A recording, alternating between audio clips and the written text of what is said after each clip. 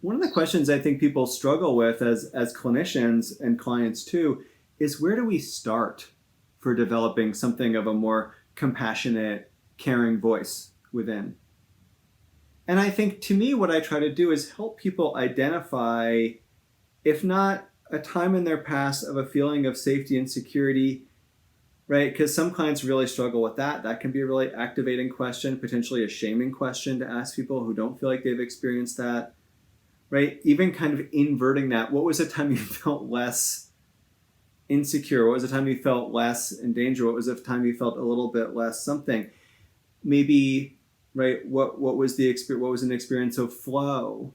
Have you ever felt, safe and secure and cuddled up with an animal? Have there been places that you've been? Because it's not always, right, people for a lot of folks, right? So I think trying to identify that and provoke that emotion a little bit, activate those experiences in the body as well as those experiences in the mind, so that people can then start to connect with something of a feeling of some kind of safety. We can also physically try to help people just access this, even through simple practices like, right, gentle touch, giving ourselves a gentle hug, coming out of self-compassion. Now, some people feel very self-conscious about this, right? So, I oftentimes, I'm a little bit kind of, I don't know, I can be a little bit kind of cynical, and, that way as a therapist, especially with those clients, it's like, I know this sounds corny. I know this sounds so cheesy, but this actually really does settle your nervous system down. Doing this. Just try it, right? Give it a shot, right?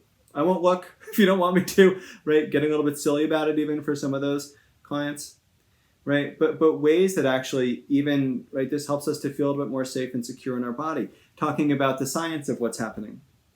This is shutting off the cortisol and the adrenaline and the stress response. This is then activating, right, unblocking oxytocin from flowing through the body. That's the hormone that allows us to feel safe and secure, right? Things like that, right? For some of our clients, when they hear the science of it, that can actually help, right? So that you feel that sense of security, right? Because telling yourself, "Oh, I'm safe," like it's hard if you don't believe yourself, right?